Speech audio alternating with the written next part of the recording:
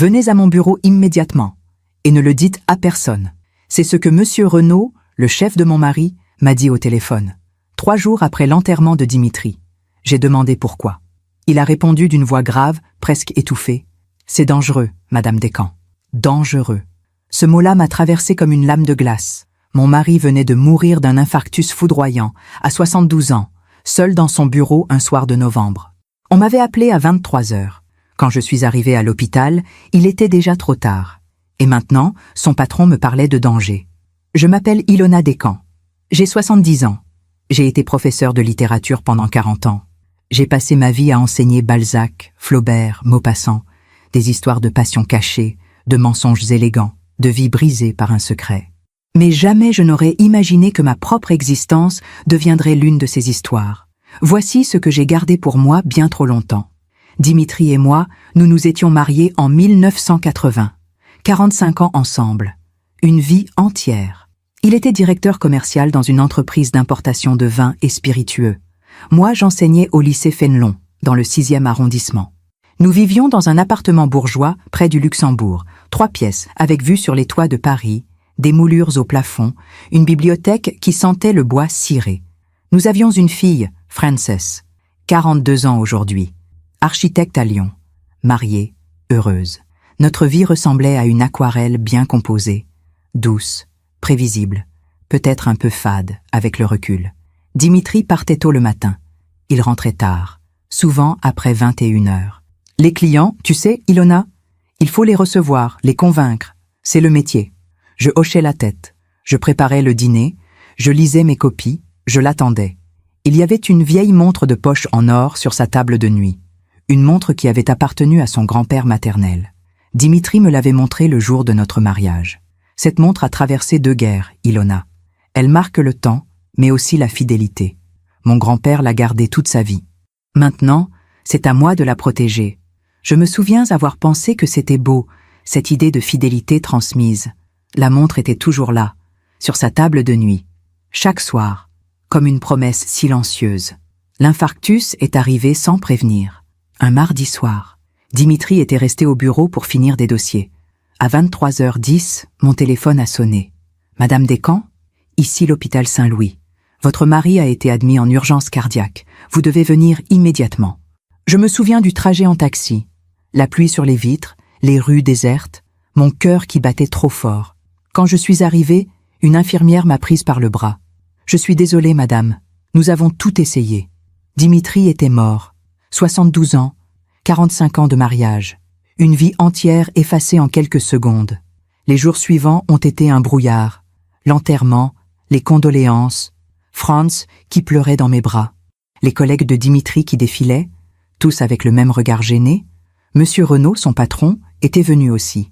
Un homme d'une 60aine d'années, élégant, discret. Il m'avait serré la main sans un mot, puis il était reparti. 3 jours après l'enterrement, il m'a appelé. « Madame Descamps ? C'est Renaud. Pardonnez-moi de vous déranger en ce moment, mais il faut que nous parlions. » Sa voix était étrange, tendue. « De quoi voulez-vous parler, monsieur Renaud ?» Il y a eu un silence. Puis, « Venez à mon bureau demain matin, 10 heures, et ne le dites à personne. » Pourquoi ? Un autre silence, plus long. « Parce que c'est dangereux, madame. » J'ai raccroché. J'ai regardé par la fenêtre. La pluie tombait encore. Paris était gris, froid, indifférent, dangereux. Ce mot tournait dans ma tête comme une toupie. Qu'est-ce qui pouvait être dangereux après la mort de mon mari ? Cette nuit-là, je n'ai pas dormi. Je suis restée assise dans le salon, enveloppée dans un châle de laine. À côté de moi, sur la table basse, il y avait une photo de Dimitri et moi, prise à Honfleur, il y a 20 ans. Nous sourions, le vent dans nos cheveux, la mer derrière nous. J'ai touché son visage du bout des doigts. « Qu'est-ce que tu as fait, Dimitri ?» Mais les morts ne répondent jamais. Le lendemain matin, j'ai pris le métro jusqu'au bureau de Monsieur Renaud, un immeuble haussmannien dans le 9e arrondissement. Façade blanche, porte cochère, escalier en marbre. J'ai monté les 3 étages lentement. Mon cœur battait trop vite. Quand je suis arrivée devant la porte, j'ai vu quelque chose qui m'a figé sur place. Un homme en costume sombre, une mallette de cuir vintage à la main, un avocat. Monsieur Renaud est sorti de son bureau. Il m'a regardé avec une expression que je n'oublierai jamais. De la pitié. Madame Descamps, entrez, s'il vous plaît. J'ai franchi le seuil, et à ce moment-là, j'ai compris. Ma vie telle que je la connaissais venait de s'effondrer. Parfois, on fait confiance à ceux qui ne la méritent pas. Et vous, avez-vous déjà été déçu par quelqu'un que vous aimiez? Racontez-moi votre histoire dans les commentaires. J'aimerais vous lire. Je suis entré dans ce bureau comme on entre dans une église avant un enterrement. Lentement, le cœur serré, avec cette certitude sourde que quelque chose d'irréversible allait se produire. Monsieur Renaud m'a fait signe de m'asseoir. L'avocat est resté debout, la mallette posée devant lui sur le bureau en acajou. Il ne m'a pas regardé dans les yeux. Madame Descamps, je vous présente Maître Corbeau. Il a des documents que vous devez voir. Des documents. Ce mot si banal, si bureaucratique, peut parfois contenir toute la violence du monde. Maître Corbeau a ouvert la mallette. J'ai entendu le claquement des serrures en laiton. Un bruit sec, définitif. « Madame, dit-il d'une voix neutre, votre mari a rédigé un testament 3 jours avant son décès. Un testament que vous ne connaissiez pas. 3 jours avant de mourir. Dimitri savait-il qu'il allait mourir? Avait-il senti quelque chose? Une douleur? Un pressentiment? Ou bien avait-il simplement décidé de tout organiser dans mon dos? Je ne comprends pas, ai-je murmuré. Nous avions déjà un testament. Ensemble. Tout revenait à Frances. Maître Corbeau a hoché la tête. Ce testament-là existe toujours, madame. Mais celui-ci est plus récent. Et en droit français, c'est le dernier testament qui prévaut. Il a posé une chemise cartonnée devant moi. Je vous laisse lire. Prenez votre temps. Monsieur Renaud s'est levé. Il a murmuré quelque chose à l'avocat, puis il est sorti. La porte s'est refermée doucement. Je suis restée seule avec ces papiers, et avec la vérité. Mais avant de vous raconter ce que j'ai lu ce jour-là, laissez-moi vous parler de ce que j'ai perdu. Parce qu'on ne mesure jamais la valeur d'une vie tant qu'elle n'est pas brisée. Dimitri et moi, nous nous étions rencontrés en 1978. J'avais 23 ans, lui, 25. J'étais étudiante en lettres à la Sorbonne. Lui terminait une école de commerce. Nous nous étions croisés dans une librairie du quartier latin, un samedi après-midi de mai. Il cherchait un livre sur le vin. Moi, je feuilletais un recueil de Baudelaire. Il m'avait souri. « Vous aimez la poésie? Plus que tout au monde. Moi, j'aime le vin. Mais je crois que c'est un peu la même chose. Une question de goût, de patience et de savoir reconnaître ce qui est précieux. Je me souviens avoir ri. C'était une phrase un peu ridicule, avec le recul. Mais à 23 ans, on trouve du génie dans n'importe quelle métaphore. Nous nous sommes revus, encore et encore. Il m'emmenait dans des bistrots où l'on servait des vins que je ne connaissais pas. Je lui lisais des poèmes en marchant le long de la Seine. Nous parlions pendant des heures. De tout, de rien. Il était ambitieux, énergique, charmant. Il voulait réussir, voyager, bâtir quelque chose. Moi, je voulais enseigner, transmettre, partager la beauté des mots. Nous étions différents, mais complémentaires. Du moins, c'est ce que je croyais. Nous nous sommes mariés en 1980, un samedi de juin. Une cérémonie simple, à la mairie du 6e arrondissement. Ma mère pleurait. Son père nous a offert une montre. La fameuse montre de poche en or. Elle appartient à notre famille depuis 1914, avait dit le père de Dimitri en la posant dans la main de son fils. Mon grand-père l'a portée pendant la Grande Guerre. Mon père l'a gardée toute sa vie. Maintenant, elle est à toi. Prends-en soin. Et surtout, reste fidèle à ce qu'elle représente. Dimitri avait hoché gravement la tête. Je te le promets, papa. Cette montre était devenue une sorte de talisman pour nous. Un symbole. Chaque soir, avant de se coucher, Dimitri la posait sur sa table de nuit. Et chaque matin, il la rangeait dans le tiroir, délicatement, comme on range un secret précieux.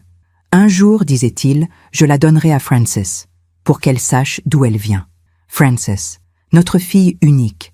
Elle est née en 1983, un matin de mars. Une naissance longue, difficile.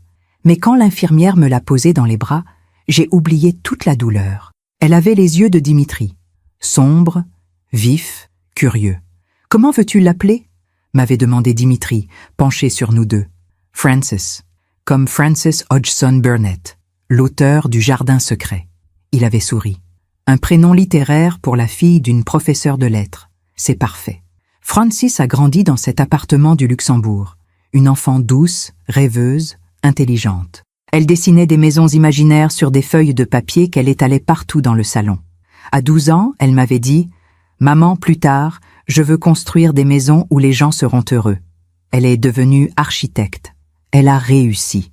Elle vit à Lyon aujourd'hui, avec un mari qui l'aime et 2 enfants que j'adore. Frances était tout pour moi. Et pour Dimitri aussi. Du moins, c'est ce que je croyais. Les années ont passé. Dimitri a grimpé les échelons dans son entreprise, de commercial junior à directeur des ventes, puis directeur commercial pour toute la France. Il voyageait beaucoup, Bordeaux, Bourgogne, Champagne, des salons professionnels, des dîners d'affaires, des négociations interminables. Je rentre tard ce soir, Ilona. Ne m'attends pas. Combien de fois ai-je entendu cette phrase? 100 fois. 1000 fois. Je ne comptais plus. Je lui faisais confiance. C'est ce qu'on fait, n'est-ce pas, quand on aime quelqu'un? On fait confiance. On croit ce qu'on nous dit. On ne fouille pas dans les poches de veste. On ne vérifie pas les relevés de carte bancaire. On ne demande pas de preuves. Parce que l'amour, c'est justement ça. Croire sans preuve. Mais parfois, la confiance est juste un autre mot pour aveuglement. Dimitri rentrait tard, oui, mais il rentrait toujours. Il m'embrassait sur le front en arrivant. Il demandait des nouvelles de Frances. Il racontait ses journées, les clients difficiles, les contrats signés, les bouteilles dégustées. Il avait toujours une anecdote, un détail amusant, une histoire bien racontée. Dimitri savait parler. C'était son métier, après tout. Convaincre, séduire, vendre. Et moi, comme une idiote, je l'écoutais. Je riais. Je trouvais cela passionnant. Je ne voyais pas que chaque histoire était peut-être un mensonge bien emballé. Il y a eu des signes, bien sûr. Avec le recul, je les vois maintenant. Nets, évidents. Mais sur le moment, je les ai ignorés. Comme cette fois, il y a 8 ans, où j'ai trouvé un reçu de restaurant dans la poche de son manteau. Un dîner pour 2 au Pré-Catelan. 280 €. C'était pourquoi ce dîner? Avais-je demandé, le reçu à la main. Dimitri n'avait même pas scié. Un client important, un importateur japonais. Il fallait le recevoir correctement. Japonais? Mais le reçu indique 2 couverts, pas 3. Oui, nous étions 2. Lui et moi. Son interprète nous a rejoints plus tard, pour le café. Pourquoi? Il m'avait regardé droit dans les yeux. Calme, sincère. J'avais baissé les yeux la première. Pour rien. Excuse-moi. Excuse-moi. Comme si c'était moi qui avais tort de poser la question. Ou encore, cette odeur. Parfois, quand Dimitri rentrait tard, il y avait une odeur sur sa veste. Un parfum féminin. Léger, floral. Tu sens quelque chose de différent? Lui avais-je dit un soir. Ah oui? C'était sûrement Madame Lefebvre, notre responsable marketing. Elle m'a fait la bise en partant. Tu sais comment elle est? Toujours trop de parfum. Je hochai la tête, bien sûr. Madame Lefebvre, une collègue, rien de grave. Et puis, il y avait les téléphones. Dimitri recevait souvent des appels en soirée. Il sortait de la pièce pour répondre. C'est confidentiel, Ilona. Les clients n'aiment pas qu'on parle de leurs affaires devant témoins. Je comprenais. Ou plutôt, je faisais semblant de comprendre. Parce qu'au fond, quelque part dans un recoin de mon esprit, une petite voix chuchotait « Et si ?» Mais je la faisais taire. Parce que douter, c'est souffrir. Et j'avais choisi de ne pas souffrir. Les années ont continué à défiler. Frances a quitté la maison pour ses études. Puis elle s'est installée à Lyon. Elle a construit sa vie. Dimitri et moi sommes restés seuls dans l'appartement. C'est étrange, la solitude à 2. On se croise dans les couloirs, on partage les repas, on dort dans le même lit, mais on ne se parle plus vraiment. On se contente de cohabiter. Dimitri partait de plus en plus tôt, rentrait de plus en plus tard. Certains soirs, je me couchais avant qu'il revienne. Je l'entendais tourner la clé dans la serrure vers 23 heures. Il marchait sans bruit dans l'appartement. Il rangeait la montre dans le tiroir. Et le lendemain matin, tout recommençait. Mais je ne me suis jamais plainte. Parce que Dimitri était un bon mari, n'est-ce pas? Il ne criait jamais. Il ne buvait pas. Il gagnait bien sa vie. Il m'offrait des fleurs pour mon anniversaire. Il appelait Frances tous les dimanches. Il faisait tout ce qu'un bon mari doit faire. Sauf une chose, m'aimer vraiment. Mais ça, je ne l'ai compris que bien plus tard. Le jour de ses 70 ans, nous avons organisé un dîner chez nous. Frances était venue de Lyon avec son mari et les enfants. Quelques amis proches. Monsieur Renaud aussi était là. Dimitri était heureux. Il racontait des histoires, riait, levait son verre. À un moment, Frances lui a demandé « Papa, tu es heureux ?»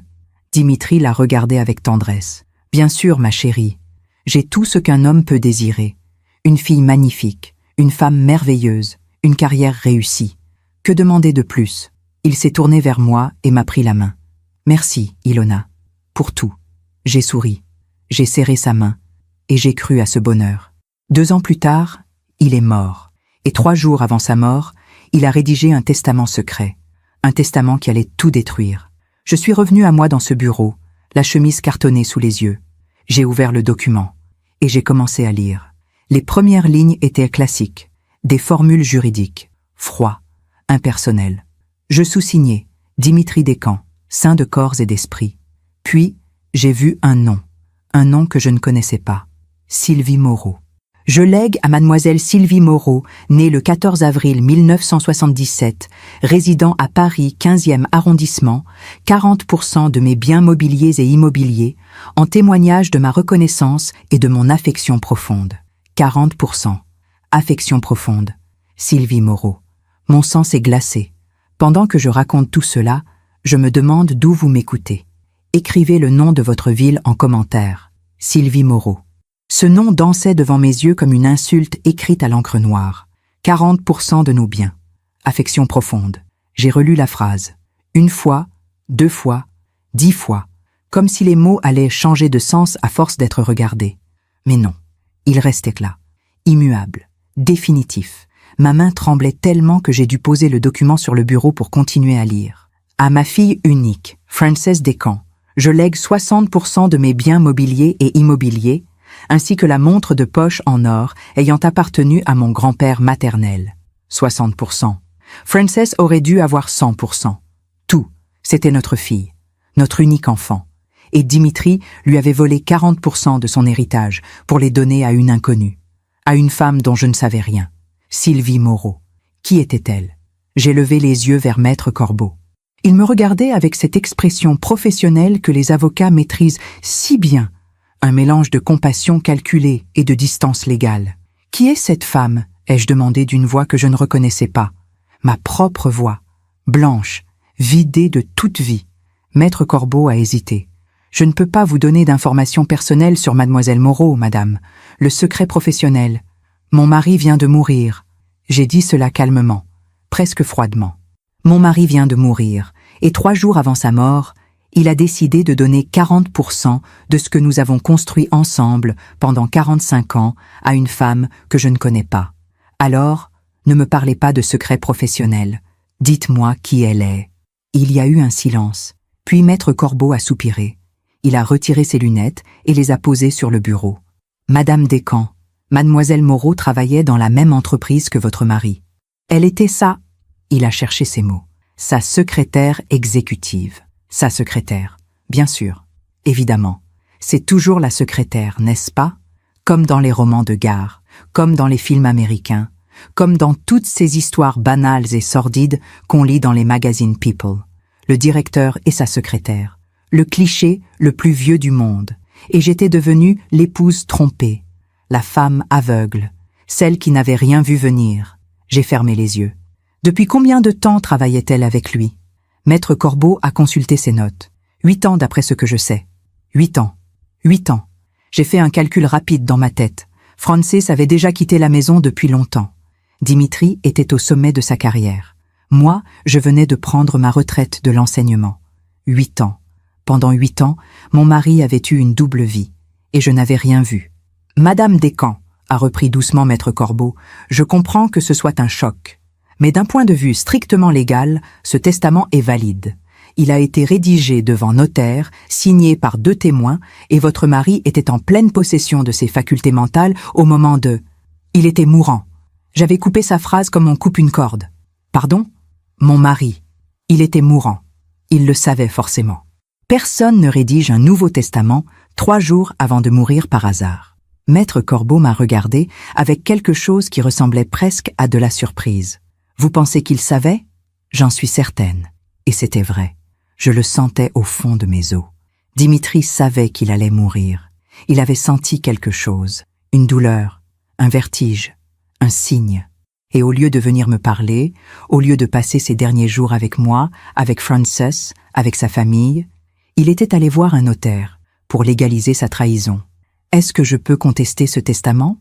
Maître Corbeau a remis ses lunettes. Il a feuilleté quelques pages. C'est possible, madame, mais difficile.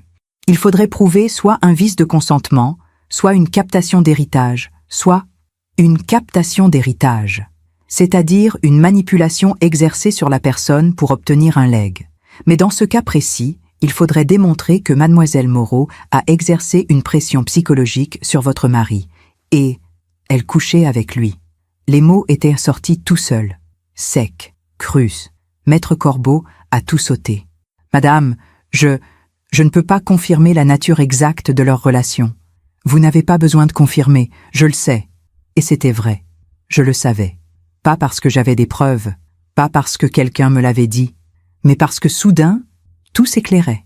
Les retards, les parfums, les appels téléphoniques en soirée, les voyages d'affaires prolongés, les week-ends soi-disant professionnels. Tout, absolument tout.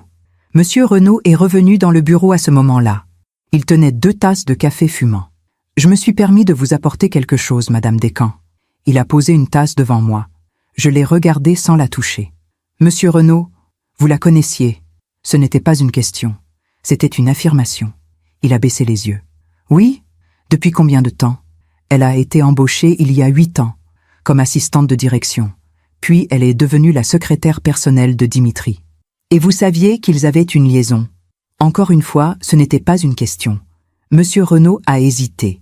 Puis il a hoché la tête, lentement. Je m'en doutais, oui. Mais je n'avais aucune preuve. Et ce n'était pas mon rôle de me le dire. Madame Descamps, Est-ce qu'elle est ici? Ma voix était calme. Trop calme. Qui? Sylvie Moreau. Est-ce qu'elle travaille toujours dans cette entreprise? Est-ce qu'elle est ici, en ce moment, dans ce bâtiment? Monsieur Renaud a pâli. Oui, elle est à son bureau, au 2e étage. J'ai hoché la tête. Je veux la voir. Madame, je ne pense pas que ce soit une bonne. Je veux la voir. Monsieur Renaud et Maître Corbeau ont échangé un regard. Madame Descamps, a dit l'avocat doucement, je vous déconseille vivement de... Je ne vais pas faire de scandale, si c'est ce qui vous inquiète. Je veux juste voir son visage. Comprendre. Comprendre quoi, exactement? Je ne le savais pas moi-même, mais j'avais besoin de la voir, de mettre un visage sur ce nom, sur cette femme qui avait volé 8 ans de la vie de mon mari, et 40% de l'héritage de ma fille. Monsieur Renaud m'a accompagné au 2e étage. Nous avons pris l'ascenseur en silence, un ascenseur ancien avec une grille en fer forgé et un miroir terni. Je me suis vue dedans, une vieille femme de 70 ans, des cheveux gris coiffés en chignon, un manteau noir, des cernes violettes sous les yeux. J'avais l'air de ce que j'étais, une veuve qui venait d'apprendre que son mariage était un mensonge. Le 2e étage était silencieux, des bureaux cloisonnés en verre, des employés penchés sur leurs ordinateurs, une moquette beige qui étouffait tous les bruits. Monsieur Renaud s'est arrêté devant une porte. C'est là. Il a frappé doucement. Entrez. Une voix de femme, claire, professionnelle. Monsieur Renaud a ouvert la porte, et je l'ai vue. Sylvie Moreau. Elle était assise derrière un bureau en bois clair, cheveux châtains coupés au carré, tailleur gris anthracite, boucles d'oreilles discrètes, maquillage léger. Elle avait 48 ans, d'après le testament, mais elle en paraissait moins. Elle était jolie, pas belle non, pas spectaculaire, mais jolie, soignée, élégante, le genre de femme qu'on ne remarque pas dans la rue, mais qui sait se faire remarquer dans un bureau. Quand elle nous a vus, elle s'est levée. Son visage s'est figé. Monsieur Renaud, puis son regard s'est posé sur moi, et j'ai vu quelque chose passer dans ses yeux. De la peur, de la culpabilité, du regret. Je ne savais pas. Madame Descamps, elle connaissait mon nom. Évidemment qu'elle le connaissait. Pendant 8 ans, elle avait couché avec mon mari. Elle avait sûrement entendu mon prénom 1000 fois. Peut-être même qu'il lui parlait de moi, de notre vie, de notre mariage. Peut-être qu'ils riaient ensemble de la vieille épouse naïve qui attendait à la maison. Vous êtes Sylvie Moreau. Elle a hoché la tête, lentement. Oui, vous étiez la secrétaire de mon mari. Oui, vous étiez aussi sa maîtresse. Le mot était sorti. Brutal. Définitif. Sylvie a baissé les yeux. Madame, ne niez pas, s'il vous plaît. Ne me faites pas cet affront. Elle est restée silencieuse. Monsieur Renaud s'est raclé la gorge. Madame Descamps, je pense que nous devrions... Il vous a laissé 40% de ses biens. J'avais dit cela d'une voix neutre, presque clinique. Sylvie a relevé la tête. Ses yeux étaient rouges. Je ne savais pas, a-t-elle murmuré. Je vous jure que je ne savais pas. Vous ne saviez pas quoi? Qu'il allait mourir? Ou qu'il allait vous coucher sur son testament? Elle a tressailli comme si je l'avais giflé. Les deux. Dimitri ne m'a jamais parlé de testament. Jamais. Et quand il est mort, j'ai été dévastée. Dévastée. Ce mot-là m'a brûlé comme de l'acide. Vous avez été dévastée. J'ai répété ces mots lentement, en les détachant bien. Vous avez été dévastée parce que mon mari, mademoiselle Moreau, celui avec qui j'ai passé 45 ans de ma vie, est mort. Madame Descamps, je sais que vous devez me détester, mais je ne vous déteste pas. Et c'était vrai. Je ne la détestais pas. Parce que la haine demande de l'énergie, de la passion, de l'investissement émotionnel, et je n'avais plus rien de tout cela. J'étais juste vide. Depuis combien de temps? Sylvie a hésité. 8 ans. 8 ans. Confirmation. Comment ça a commencé? Madame, je ne pense pas que... Racontez-moi. Ma voix était calme, mais ferme. Sylvie s'est assise. Elle a passé une main tremblante dans ses cheveux. C'était un soir. Il travaillait tard sur un dossier important. Je suis restée pour l'aider. Nous avons commandé à manger. Nous avons parlé. De tout. De rien. Et puis, elle s'est tue. Et puis, vous avez couché ensemble. Elle a hoché la tête. Oui. Et après? Après, ça a continué. Nous nous voyions régulièrement, discrètement. Il ne voulait pas que quiconque sache, surtout pas vous. Parce qu'il m'aimait. J'avais dit cela avec une ironie glaciale. Sylvie a levé les yeux vers moi. Oui, à sa manière. À sa manière. J'ai souri. Un sourire sans joie. C'est pratique, cette expression, n'est-ce pas? On peut tout justifier avec. Il m'aimait à sa manière. Même en me trompant pendant 8 ans. Même en volant l'héritage de sa fille. À sa manière. Sylvie ne répondait plus. Est-ce qu'il vous a dit qu'il allait mourir? Non, jamais. Vous mentez. Je vous jure que non. La dernière fois que je l'ai vue, c'était... Elle s'est interrompue. C'était quand? 4 jours avant sa mort. Nous avons déjeuné ensemble, dans un restaurant près de la Bastille. Il était normal, souriant. Il m'a parlé d'un voyage qu'il voulait organiser, en Toscane, pour mon anniversaire. Un voyage, en Toscane, avec elle. Pendant que moi, je l'attendais à la maison. Est-ce qu'il vous aimait? La question m'avait échappé. Je ne voulais pas la poser. Mais elle était sortie. Sylvie m'a regardée. Ses yeux étaient pleins de larmes maintenant. Je pense que oui. Vous pensez? Oui. Il ne vous l'a jamais dit. Si. Une fois. Une fois. En 8 ans. Dimitri lui avait dit « Je t'aime » une fois. Et moi, combien de fois me l'avait-il dit? 1000 fois? 10 000 fois? Et combien de fois avait-il menti? Je me suis tournée vers Monsieur Renaud. « Je veux partir. » Il a hoché la tête, soulagé. « Bien sûr, Madame Descamps. » Nous sommes sortis du bureau. Sylvie est restée assise, immobile, les mains posées sur son bureau. Avant de refermer la porte, je me suis retournée. « Mademoiselle Moreau. »« Oui, vous ne garderez pas cet argent. » Elle a pâli. « Bon, madame, je vais contester ce testament. Et je vais gagner. Parce que vous avez manipulé un homme mourant pour obtenir ce que vous vouliez. Et ça, la loi française ne le tolère pas.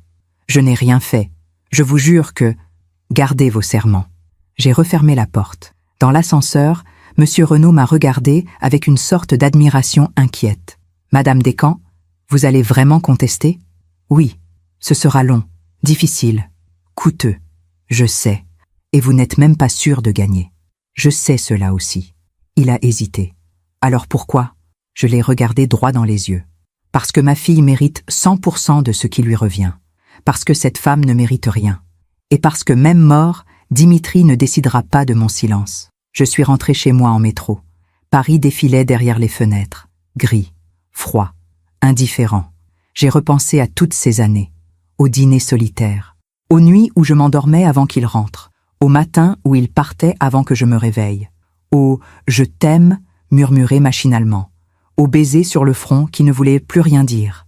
À cette vie que j'avais crue heureuse et qui n'avait été qu'une longue solitude déguisée en mariage. Quand je suis arrivée à l'appartement, j'ai ouvert la porte de notre chambre. Sur la table de nuit de Dimitri, il y avait le tiroir où il rangeait la montre. Je l'ai ouvert. La montre n'était pas là, évidemment. Elle était au coffre, avec le reste de ses affaires personnelles, en attente de la succession. Cette montre qui devait revenir à Frances. Cette montre symbole de fidélité. Et soudain, j'ai ri. Un rire sec, amer, sans joie. Parce que tout était absurde. Tout. Je me demande encore si j'ai fait le bon choix en allant la voir. Et vous, qu'auriez-vous fait à ma place? Les jours suivants ont été étranges. Pas douloureux, non. Pas dramatiques. Juste étranges. Comme si je vivais dans un rêve dont je ne parvenais pas à me réveiller. Je me levais le matin. Je faisais du café. Je regardais par la fenêtre. Je voyais les gens marcher dans la rue, pressés, vivants, normaux. Et moi, j'étais là, figé dans cet appartement qui sentait encore le parfum de Dimitri. Son rasoir était toujours dans la salle de bain. Ses costumes pendaient dans l'armoire. Ses livres sur le vin étaient alignés sur l'étagère du salon. Tout était là, sauf lui, et sauf la vérité. Frances m'a appelé 2 jours après ma visite au bureau de Monsieur Renaud. « Maman, comment tu vas ?» Sa voix était douce, inquiète. « Ça va, ma chérie. Tu es sûre? Tu as une drôle de voix. C'est juste la fatigue. » Mensonge. Je mentais à ma propre fille. Mais comment lui dire la vérité? Comment lui annoncer que son père, l'homme qu'elle avait admiré toute sa vie, l'homme qui l'appelait tous les dimanches, qui venait à Lyon pour ses anniversaires, qui jouait avec ses enfants, comment lui dire que cet homme avait eu une maîtresse pendant 8 ans et qu'il avait volé 40% de son héritage pour la donner à cette femme? Je ne pouvais pas. Pas encore. Maman, tu devrais venir à Lyon quelques jours. Ça te ferait du bien. Les enfants te réclament. Peut-être, oui, bientôt. Bientôt, ça veut dire quand? Je ne sais pas, Frances. J'ai des choses à régler ici. Des papiers administratifs, la succession. Tu sais comment c'est. La succession. Ce mot était devenu un euphémisme pour tout ce que je ne pouvais pas dire. Tu veux que je vienne t'aider? Non, ma chérie. Reste avec ta famille. Je gère. Encore un mensonge. Je ne gérais rien du tout. Je survivais à peine. Le lendemain, j'ai appelé mon propre avocat, Maître Blanchard, un homme de 60 ans que je connaissais depuis longtemps. C'était lui qui avait rédigé notre premier testament, celui où tout revenait à Frances. Ilona, quel plaisir de vous entendre. Toutes mes condoléances pour Dimitri. C'était un homme remarquable. Remarquable. Si seulement il savait. Merci, Pierre. J'ai besoin de vous voir. C'est urgent. Bien sûr. Quand voulez-vous passer? Aujourd'hui, si possible. Il a dû sentir quelque chose dans ma voix parce qu'il a répondu immédiatement. Je vous attends dans 1 heure. Le cabinet de Maître Blanchard se trouvait rue de Rivoli, dans un immeuble ancien avec des boiseries sombres et des tapis persans. Il m'a reçu dans son bureau. Un endroit rassurant, avec des rangées de livres juridiques, une grande table en chêne, et cette odeur de papier et de cuir qui accompagne toujours les lieux de pouvoir discrets. Ilona, asseyez-vous. Que se passe-t-il? J'ai sorti la copie du testament que Maître Corbeau m'avait remise. Lisez. Il a chaussé ses lunettes et a parcouru le document en silence. Je l'ai vu froncer les sourcils, puis serrer la mâchoire, puis relever la tête vers moi. Dimitri a fait ça? 3 jours avant de mourir. Mon Dieu! Il a relu le testament, plus lentement cette fois. Sylvie Moreau. Vous la connaissez? Maintenant, oui. C'était sa maîtresse. Le mot était sorti plus facilement cette fois. Comme si, à force de le répéter, il perdait de son venin. Maître Blanchard a retiré ses lunettes. Ilona, je suis désolé. Vraiment. Je ne veux pas de condoléances, Pierre. Je veux savoir si je peux annuler ce testament. Il a soupiré. C'est compliqué. Compliqué comment? Le testament est valide sur le plan formel. Il a été rédigé devant notaire, signé par 2 témoins, et Dimitri était manifestement capable de discernement au moment de la signature. Mais il était mourant. Vous avez des preuves qu'il le savait? Des examens médicaux? Des courriers? J'ai baissé les yeux. Non. Alors c'est votre parole contre un document légal. Il a marqué une pause. Il y a une autre possibilité. La captation d'héritage. Si vous pouvez prouver que cette femme a exercé une emprise psychologique sur Dimitri, qu'elle l'a manipulé pour obtenir ce legs, comment je prouve ça? Témoignages, courriers, messages, preuve d'une relation déséquilibrée où elle aurait eu de l'ascendant sur lui. Ils ont eu une liaison pendant 8 ans, Pierre. C'est forcément déséquilibré. Pas nécessairement aux yeux de la loi. Il faudrait démontrer qu'elle a profité de sa vulnérabilité, de sa maladie, si maladie il y avait, de sa faiblesse psychologique. J'ai senti mes épaules s'affaisser. Donc je ne peux rien faire. Je n'ai pas dit ça. Il s'est levé et a marché vers la fenêtre. Nous pouvons contester, engager une procédure, demander une enquête, interroger les témoins qui ont signé le testament, fouiller dans les relevés bancaires de Dimitri pour voir s'il a fait des dons à cette femme avant sa mort, chercher tout ce qui pourrait prouver une manipulation. Combien de temps ça prendra? Des mois, peut-être des années. Et combien ça coûtera? Il m'a regardé avec franchise. Beaucoup. Je suis rentré chez moi avec un poids de plomb dans la poitrine. Des mois, des années. Et au bout du compte, peut-être rien. Peut-être que Sylvie Moreau garderait ses 40%. Peut-être que Frances perdrait une partie de ce qui lui revenait de droit. Peut-être que Dimitri aurait gagné, même mort. Ce soir-là, j'ai fait quelque chose que je n'avais jamais fait de toute ma vie. J'ai fouillé. J'ai ouvert les tiroirs de Dimitri. J'ai vidé ses poches de veste. J'ai cherché dans ses affaires, ses dossiers, ses carnets. Je cherchais des preuves, des lettres, des messages, des reçus, n'importe quoi qui pourrait m'aider à comprendre. Dans le tiroir de sa table de nuit, j'ai trouvé un vieux carnet en cuir, un agenda personnel, pas celui qu'il utilisait pour le travail. Non, celui-là était intime. Caché sous des piles de mouchoirs et de vieilles factures, je l'ai ouvert avec des mains tremblantes. Les premières pages dataient de 8 ans. Exactement 8 ans. Rencontrer S, aujourd'hui. Elle est différente. S. Sylvie. J'ai tourné les pages. Déjeuner avec S. Elle comprend ce que je vis, ce que je ressens. Ilona ne me voit plus. Ilona ne me voit plus. Ces mots m'ont frappé comme une gifle. J'ai continué à lire. Avec S, je me sens vivant, comme si j'avais 20 ans. Ilona a encore oublié mon anniversaire. S m'a offert une montre. Une montre. Quelle montre? Pas celle de son grand-père, tout de même? Non, impossible. J'ai tourné d'autres pages, le cœur battant. S veut que je quitte Ilona, mais je ne peux pas faire ça à Frances. Sylvie voulait qu'il me quitte, et il avait refusé. Par amour pour moi? Non, par amour pour Frances, pour ne pas briser l'image que notre fille avait de lui. J'ai continué à lire, page après page, année après année. Et ce que j'ai découvert m'a détruite. Dimitri écrivait tout, ses sentiments, ses doutes, ses mensonges. Ilona m'a demandé où j'étais hier soir. J'ai dit que j'avais un dîner client. En réalité, j'étais avec S à Deauville. Ilona devient vieille. Elle ne fait plus attention à elle. S est tellement plus vivante. Parfois, je me demande si Ilona sait, si elle se doute, mais elle ne dit rien. Peut-être qu'elle préfère ne pas savoir.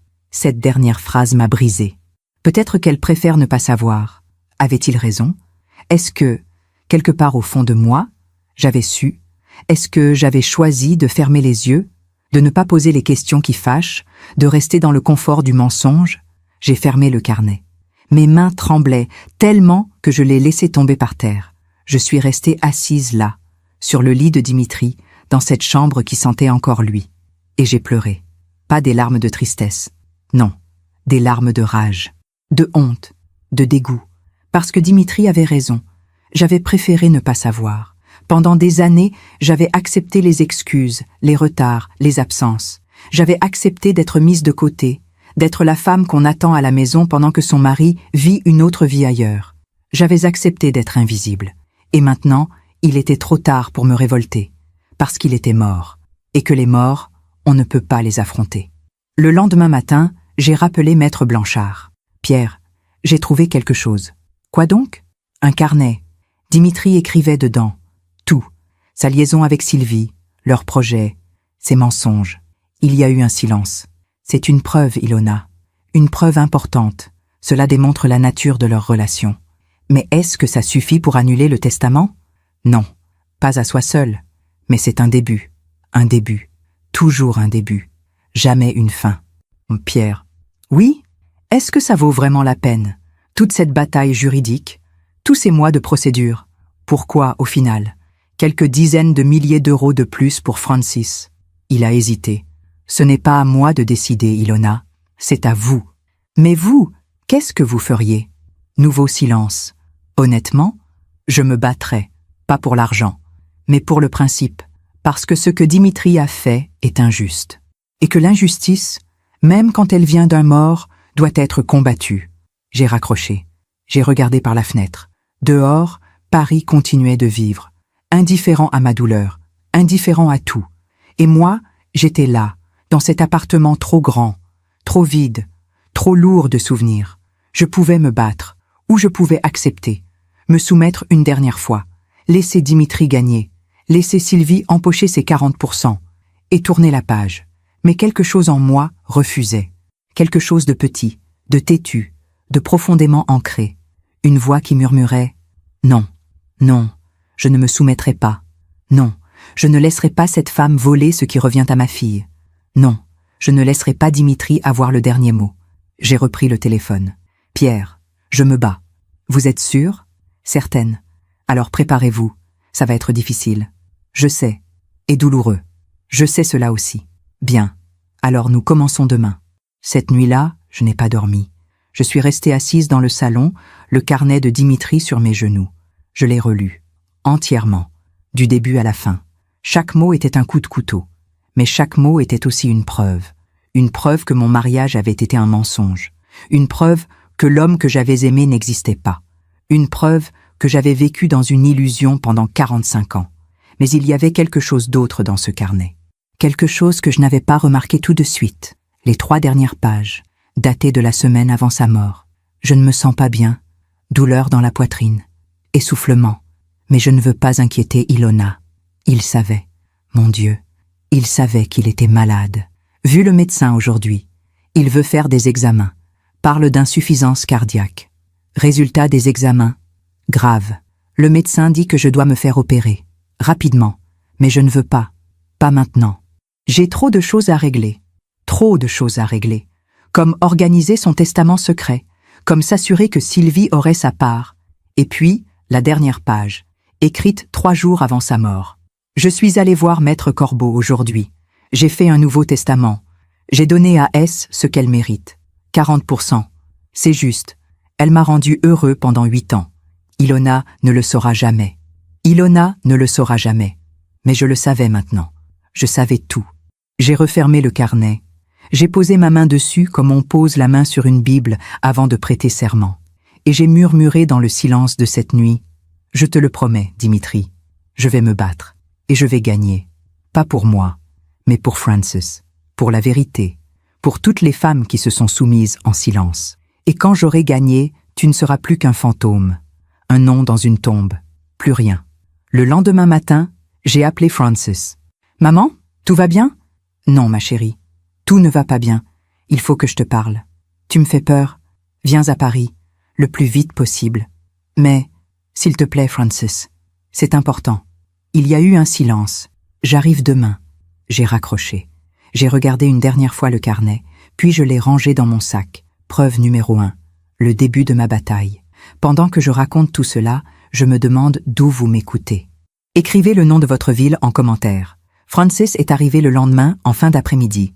Je l'ai entendu tourner la clé dans la serrure. Son pas familier dans l'entrée. Le bruit de son sac qu'elle pose par terre. « Maman ?» Sa voix était inquiète. Je suis sortie du salon. Quand elle m'a vue, son visage s'est décomposé. « Mon Dieu, maman, tu as une tête épouvantable. »« Merci, ma chérie. » J'ai essayé de sourire, mais ça n'a pas fonctionné. Elle m'a serré dans ses bras, fort. Comme quand elle était petite et qu'elle avait peur de l'orage. « Qu'est-ce qui se passe ?»« Dis-moi. » Nous nous sommes assises dans le salon. J'ai préparé du thé. Un thé au jasmin qu'elle aimait depuis toujours. Mes mains tremblaient en versant l'eau dans les tasses. Frances m'observait sans rien dire. Puis, finalement, « C'est à propos de papa, n'est-ce pas ?» J'ai hoché la tête. « Oui. Quoi? Un problème avec la succession? On peut dire ça comme ça. » J'ai posé la théière sur la table. J'ai pris une grande inspiration. Et je lui ai tout raconté. Le testament secret. Sylvie Moreau. Les 40%. Les 8 ans de liaison. Le carnet. Les mensonges. Tout. Franz m'a écouté sans m'interrompre. Son visage était devenu blanc. Puis rouge. Puis blanc à nouveau. Ses mains serraient la tasse de thé si fort que j'ai cru qu'elle allait la briser. Quand j'ai eu fini, il y a eu un long silence. Puis elle a murmuré « Papa avait une maîtresse ? Oui. Pendant 8 ans ? Oui. Et il lui a donné... Elle ne pouvait même pas finir sa phrase. 40% de ses biens. Oui. Frances s'est levée brusquement. Elle a marché jusqu'à la fenêtre. Elle regardait Paris sans le voir. Je ne comprends pas. Sa voix tremblait. Papa nous appelait tous les dimanches. Il venait à Lyon pour nos anniversaires. Il jouait avec les enfants. Il nous racontait des histoires. Il était là. Oui, il était là. Mais pas vraiment. Comment tu peux dire ça? Elle s'est retournée. Ses yeux brillaient de larmes. Maman, papa t'aimait. Il nous aimait. Je sais qu'il t'aimait, ma chérie. Toi, oui, ça, j'en suis certaine. Et toi? J'ai baissé les yeux. Moi, je ne sais plus. Frances est revenue s'asseoir. Elle a pris ma main. Maman, depuis combien de temps tu le savais? Quelques jours. Depuis que Monsieur Renaud m'a convoquée. Et tu n'as rien dit? Tu as porté ça toute seule? Je ne savais pas comment te le dire. Oh, maman! Elle m'a serré contre elle. Et là, enfin, j'ai pleuré. Pas les larmes de rage que j'avais versées seule la nuit. Non, des larmes de soulagement. Parce que je n'étais plus seule. Parce que Frances était là. Nous sommes restés comme ça longtemps. Puis Frances s'est redressée. Elle s'est essuyée les yeux. Bon. Qu'est-ce qu'on fait? On? Oui, on? Tu crois quand même pas que je vais te laisser affronter ça toute seule? Frances, c'est compliqué. Il y a une procédure judiciaire, des avocats, des... Je m'en fiche. C'est mon héritage. C'est mon père qui a fait ça. Je veux savoir. Je veux comprendre. Et je veux qu'on se batte. J'ai souri. Pour la première fois depuis des jours. Tu es sûre? Certaine. Le lendemain, nous sommes allés ensemble chez Maître Blanchard. Frances avait mis son tailleur professionnel, celui qu'elle porte pour ses rendez-vous importants. Elle voulait que l'avocat la prenne au sérieux. Maître Blanchard nous a reçus avec sa courtoisie habituelle. Madame Descamps, Mademoiselle Descamps, asseyez-vous. Frances est allée droit au but. Maître, ma mère m'a tout expliqué. Je veux contester ce testament. Qu'est-ce qu'il faut faire? Maître Blanchard a souri légèrement. Vous avez le même tempérament que votre mère. Merci. Alors, il a ouvert un dossier. Nous avons plusieurs angles d'attaque possibles. Premièrement, le vice de consentement. Votre père était malade, gravement malade. Il le savait. Nous avons le carnet qui le prouve. Mais il était lucide, n'est-ce pas? A demandé Frances. Oui, malheureusement, oui. Le carnet montre qu'il savait exactement ce qu'il faisait. Donc, on ne peut pas plaider l'incapacité mentale. Non. Frances a serré la mâchoire. Deuxième angle, la captation d'héritage. Démontrer que mademoiselle Moreau a exercé une emprise psychologique sur votre père. Ils ont eu une liaison pendant 8 ans. Elle était sa secrétaire. Forcément, il y avait une forme de dépendance affective, oui. Mais légalement, ce n'est pas suffisant. Il faut prouver qu'elle a activement manipulé votre père pour obtenir ce legs. Frances s'est penchée en avant. Qu'est-ce qu'il nous faut exactement? Des témoignages, des preuves de manipulation, des courriers où elle lui demande de l'argent, des menaces, des chantages. Et si on n'a rien de tout ça? Maître Blanchard a soupiré. Alors c'est plus compliqué. Frances m'a regardé. Le carnet, maman, il y a peut-être quelque chose dedans. J'ai sorti le carnet de mon sac. Je l'ai posé sur le bureau. Je l'ai lu plusieurs fois. Il y a beaucoup de choses. Mais je n'ai rien vu qui ressemble à du chantage. Maître Blanchard a feuilleté le carnet attentivement. Page après page. Nous attendions en silence. Finalement, il s'est arrêté sur une page. Là. Regardez. Il nous a montré une entrée datée de 2 ans auparavant. S a encore parlé d'argent aujourd'hui. Elle dit qu'elle en a besoin pour aider sa mère. Maladie grave. Frais médicaux. Je lui ai donné 15 000 €. Frances a écarquillé les yeux. 15 000 €? Continuons. Maître Blanchard a tourné les pages. Là. 6 mois plus tard, S m'a demandé de l'aider à acheter un appartement. Elle dit qu'elle ne peut plus vivre en location. Je lui ai prêté 50 000 €. 50 000 €. Frances était devenue pâle. Et là, 1 an avant le décès, S veut que je divorce d'Ilona. Elle dit qu'on pourrait vivre ensemble. Mais je ne peux pas. Frances ne me le pardonnerait jamais. Frances a pris le carnet. Elle a relu les passages. Il lui a donné de l'argent. Beaucoup d'argent. Oui. Et elle voulait qu'il divorce de maman. Oui, ça, c'est de la manipulation, non? Maître Blanchard a hoché la tête. Ça peut être interprété comme tel, mais nous devons vérifier si ces sommes ont vraiment été versées. Comment? Relevés bancaires. Nous avons passé les 2 jours suivants à éplucher les relevés bancaires de Dimitri. Frances s'était installée chez moi. Elle avait appelé son mari pour lui expliquer qu'elle restait quelques jours de plus. Nous avions étalé tous les documents dans le salon. Années de relevés. Centaines de pages. Là, disait Frances, le 15 mars 2022, virement de 15 000 €. Bénéficiaire, S. Moreau. J'ai noté. Continue. Septembre 2022, 50 000 €. Même bénéficiaire. Autre chose? Attends. Oui. Décembre 2023, 10 000 €. Et là, février 2024, 20 000 €. Frances a levé les yeux vers moi. Maman, il lui a donné au moins 95 000 € en 2 ans. 95 000 €. Mais ce n'est pas tout. Frances a sorti d'autres relevés. Regarde, restaurant, hôtel, voyage. Tout est payé par papa, toujours pour 2 personnes. Elle a pointé du doigt. Deauville, week-end du 14 février 2023, hôtel Normandie, 1 200 €. La Saint-Valentin, ai-je murmuré. Oui, il m'avait dit qu'il avait un salon professionnel. Frances a serré les dents. Regarde encore. Juin 2023, Toscane, 5 jours, hôtel à Florence, 3 000 €. Il m'avait dit qu'il accompagnait un client italien. Maman, je sais. Nous avons continué à fouiller. Et plus nous cherchions, plus nous trouvions. Des cadeaux, des bijoux, des vêtements. Une note de chez Cartier, 4 000 €. Une montre, a dit Frances. Il lui a acheté une montre chez Cartier.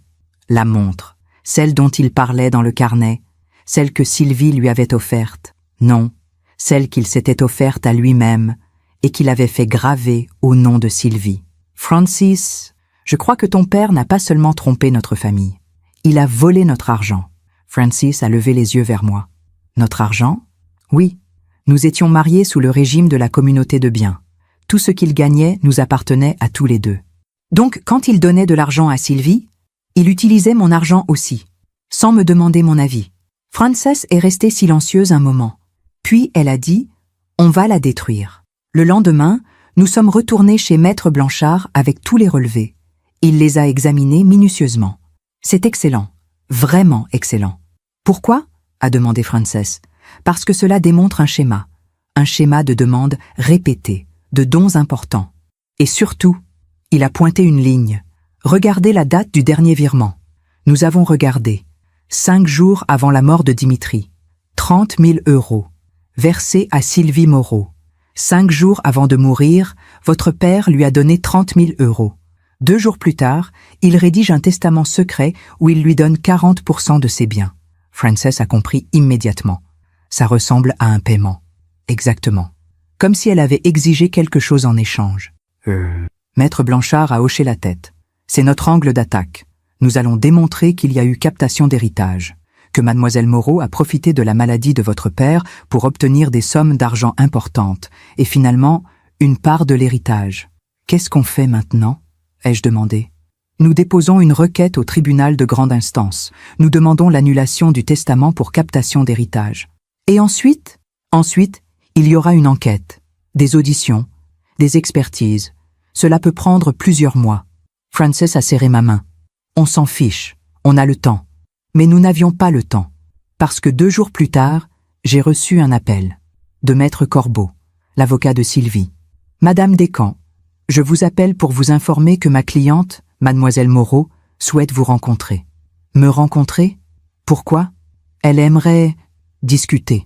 Trouver un arrangement à l'amiable. Un arrangement?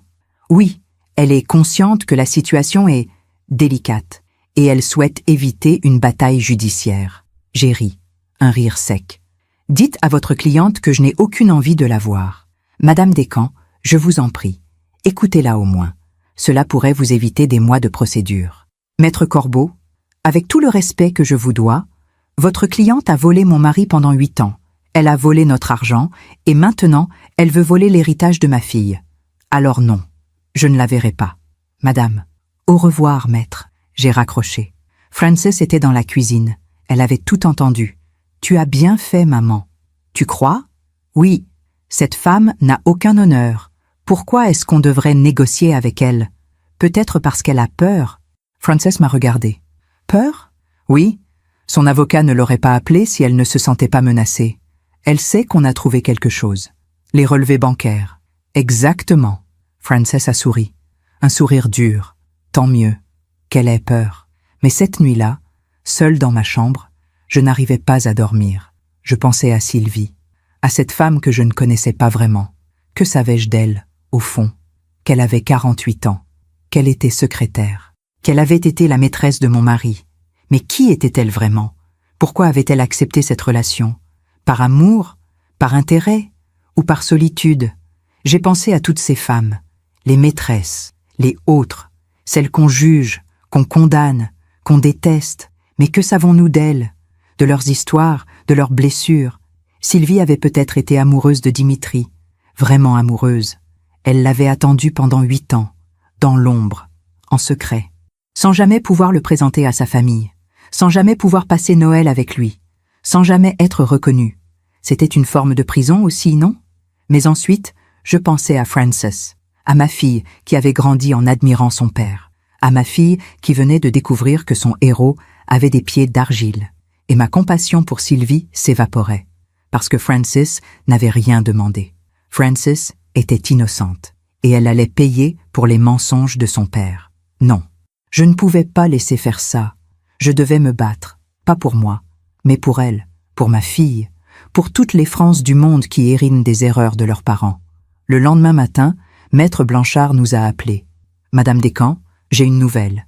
Bonne ou mauvaise? Les deux. Dites toujours. La bonne nouvelle, j'ai déposé la requête hier. Le tribunal a accepté d'ouvrir une enquête. Et la mauvaise? L'avocat de mademoiselle Moreau a déposé une contre-requête. Une contre-requête? Pourquoi? Harcèlement moral. J'ai failli lâcher le téléphone. Pardon? Mademoiselle Moreau affirme que vous l'avez menacée lors de votre visite à son bureau, qu'elle se sent en danger. Elle demande une ordonnance de protection. J'ai regardé Frances. Elle était devenue blanche. Maître, je ne l'ai jamais menacée. Je vous crois, Madame Descamps. Mais elle a un témoin. Qui? Monsieur Renaud. Il était présent lors de votre échange. Monsieur Renaud, le chef de Dimitri, celui qui m'avait appelé, celui qui m'avait fait entrer dans ce cauchemar. Il témoignait contre moi. Qu'est-ce qu'on fait? A demandé Frances. Maître Blanchard a soupiré. Nous nous défendons. Nous prouvons que vous n'avez jamais menacé personne. Et nous continuons notre propre enquête. Maître? Oui? Est-ce qu'on peut gagner? Il y a eu un long silence. Honnêtement, Madame Descamps? Je ne sais pas. Cette femme se bat. Elle a de bons avocats.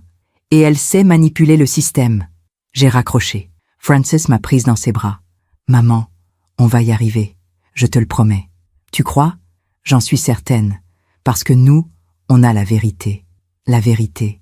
Ce mot si beau, si fragile. Mais est-ce que la vérité suffit toujours à gagner? Je me demande encore si j'ai fait le bon choix. Et vous? Qu'auriez-vous fait à ma place? L'audience préliminaire a eu lieu 3 semaines plus tard, un mardi matin de décembre. Froid, gris. Frances et moi sommes arrivés au tribunal ensemble. Maître Blanchard nous attendait sur les marches. Restez calme. Ne répondez que si le juge vous interroge directement. Et surtout, ne vous laissez pas provoquer.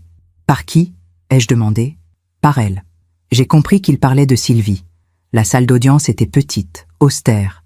Des murs beiges, des néons qui bourdonnaient, une odeur de vieux papier et de café froid. Nous nous sommes assises d'un côté. Maître Blanchard à ma gauche, Frances à ma droite. De l'autre côté, il y avait Maître Corbeau. Et à côté de lui, Sylvie Moreau. C'était la première fois que je la revoyais depuis notre confrontation dans son bureau.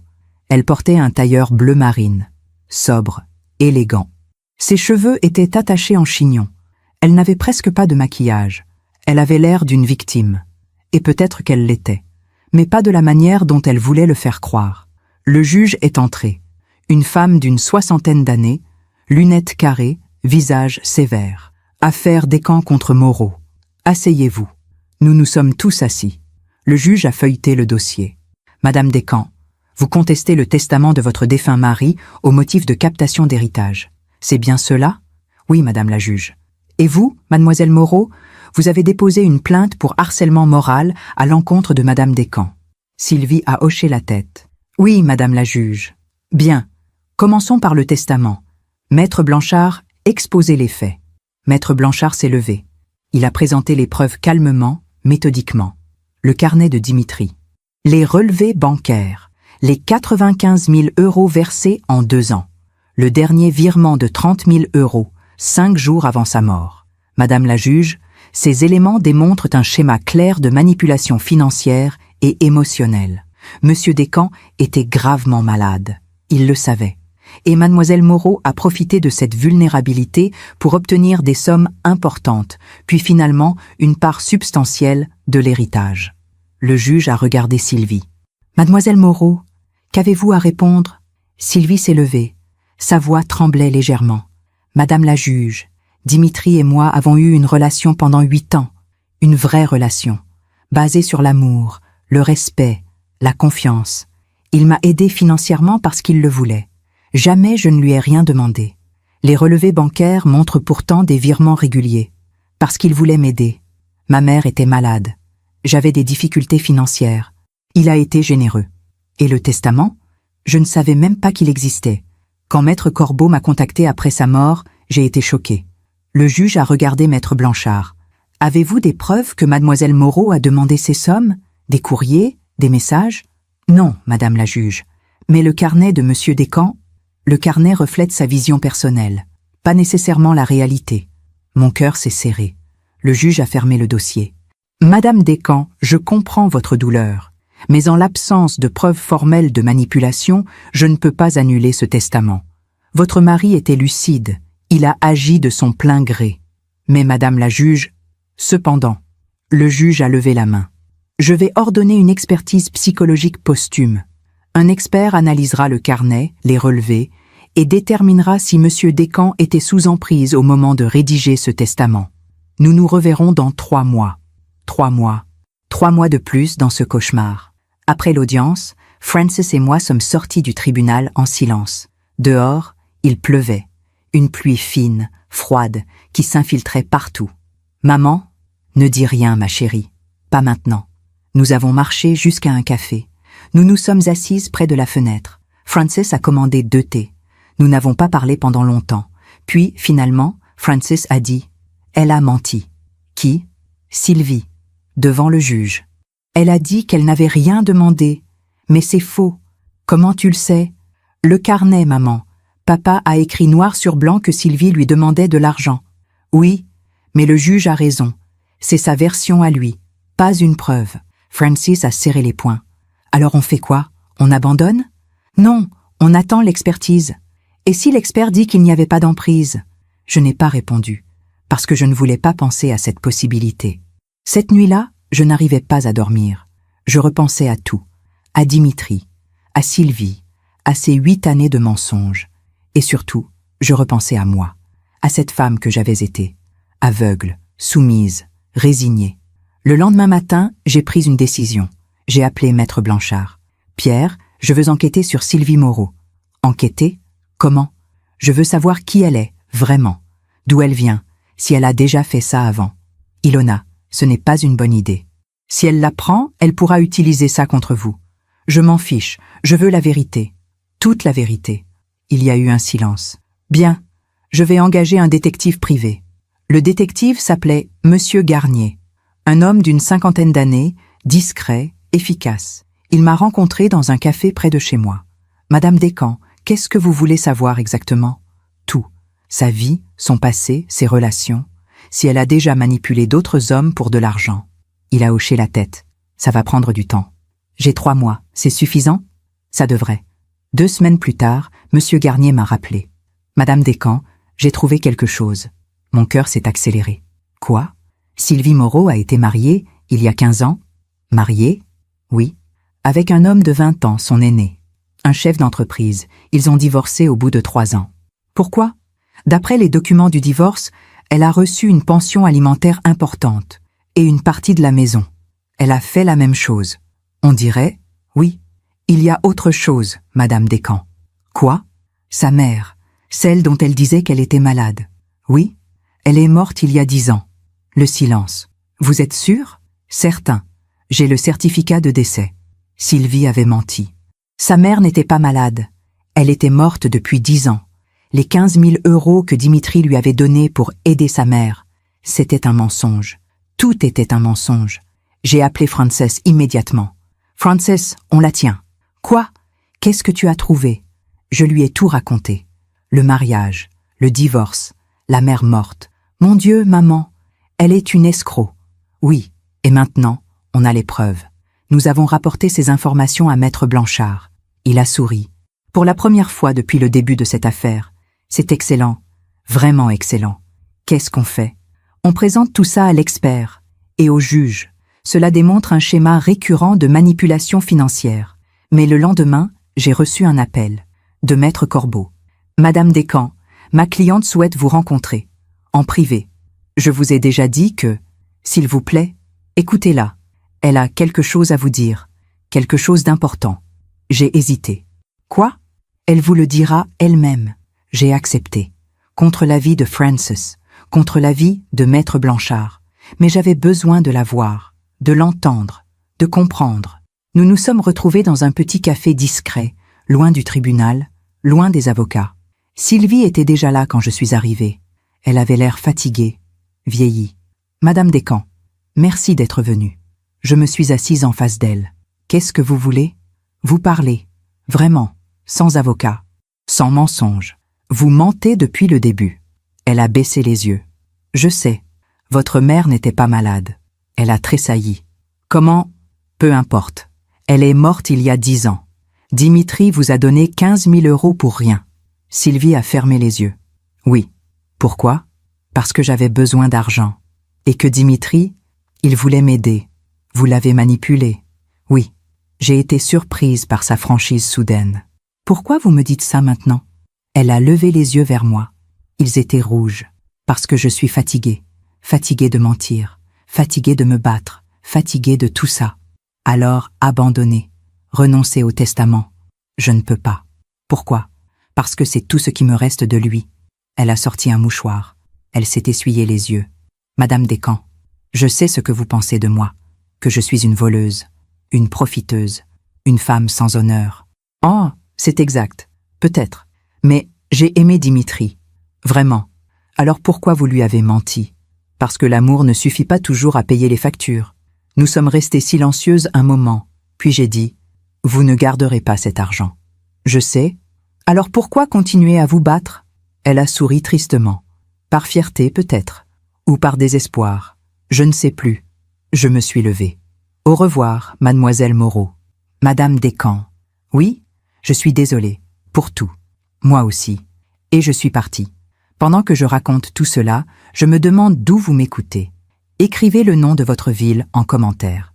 L'expertise psychologique est arrivée 6 semaines plus tard. Un rapport de 43 pages. Dense, technique, implacable. Maître Blanchard me l'a envoyé par courrier recommandé. J'ai ouvert l'enveloppe avec des mains tremblantes. Francis était à côté de moi. Alors, qu'est-ce qu'il dit? J'ai parcouru les premières pages. Du jargon médical, des analyses comportementales, des références juridiques. Puis, page 27, j'ai trouvé la conclusion. Après analyse approfondie du carnet personnel de M. Dimitri Descamps, des relevés bancaires et des témoignages recueillis, il apparaît que le défunt présentait des signes de dépendance affective caractérisés vis-à-vis de mademoiselle Sylvie Moreau. Cette dépendance, exacerbée par sa maladie cardiaque non traitée et par l'isolement émotionnel qu'il ressentait dans son mariage, a créé une vulnérabilité psychologique exploitable. Les demandes financières répétées de mademoiselle Moreau, bien que non formellement documentées comme contraintes directes, s'inscrivent dans un schéma cohérent de manipulation affective.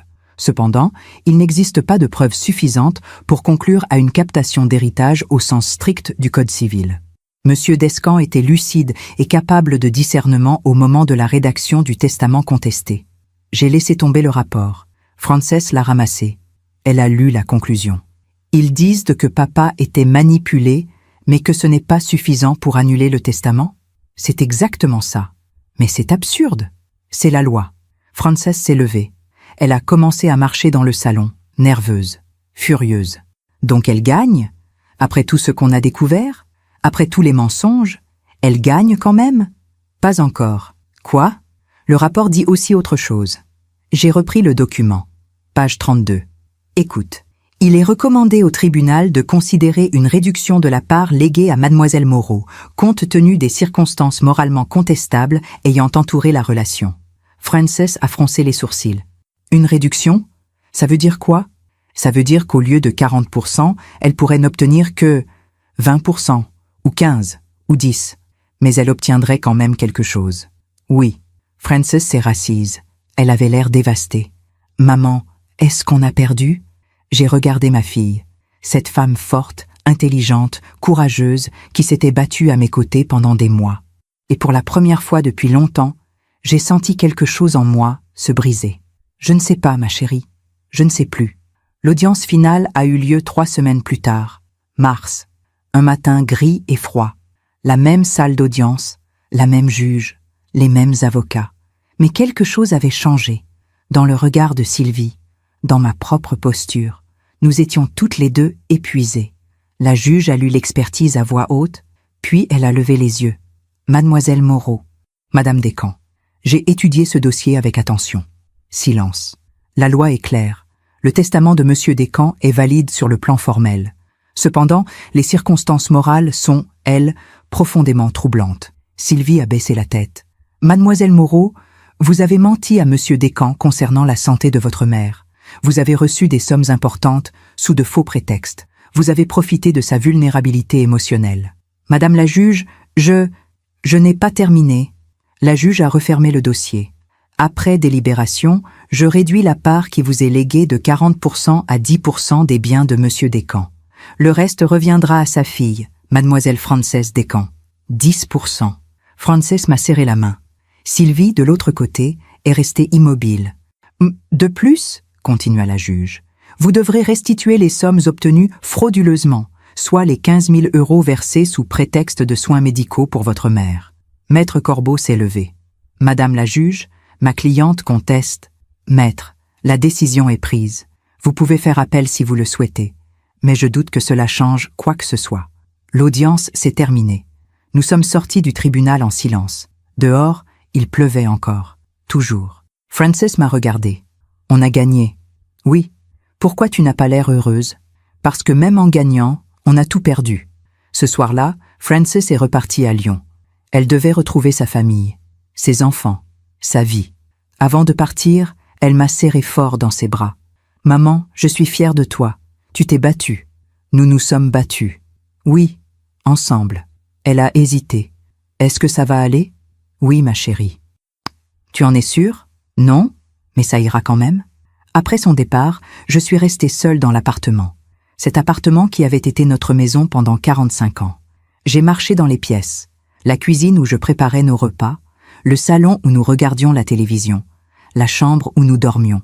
Tout était là. Les meubles, les livres, les photos, mais tout était vide. Je me suis assise dans le fauteuil de Dimitri. Celui où il s'installait chaque soir pour lire ses revues sur le vin. J'ai fermé les yeux. Et pour la première fois depuis des mois, j'ai essayé de me souvenir du bon, des premiers jours, du jeune homme souriant dans la librairie, des promenades le long de la Seine, des promesses murmurées. Mais je n'arrivais pas. Tous ces souvenirs étaient décontaminés maintenant, par le mensonge, par la trahison, par Sylvie. 2 jours plus tard, j'ai reçu une lettre, une enveloppe blanche, sans adresse d'expéditeur. À l'intérieur, une seule feuille, une écriture féminine, élégante. Madame Descamps, je ne m'attends pas à votre pardon. Je ne le mérite pas.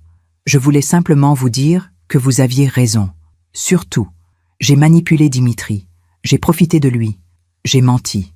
Mais il y a une chose que je n'ai pas inventée. Je l'ai aimé. Peut-être que cet amour était égoïste, imparfait, destructeur, mais il était réel. Dimitri était un homme compliqué, généreux et lâche, aimant et distant. Il voulait tout sans renoncer à rien. Et moi, j'ai accepté les miettes qu'il me donnait parce que je pensais que c'était mieux que rien. Je me trompais. Vous avez gagné devant le tribunal. Mais la vérité, Madame Descamps, c'est que nous avons toutes les deux perdu. Vous avez perdu l'homme que vous pensiez connaître. Et moi, j'ai perdu l'homme que j'aimais sans jamais vraiment l'avoir. Je quitte Paris. Je recommence ailleurs, loin de tout ça. Je vous souhaite de trouver la paix. Sylvie Moreau.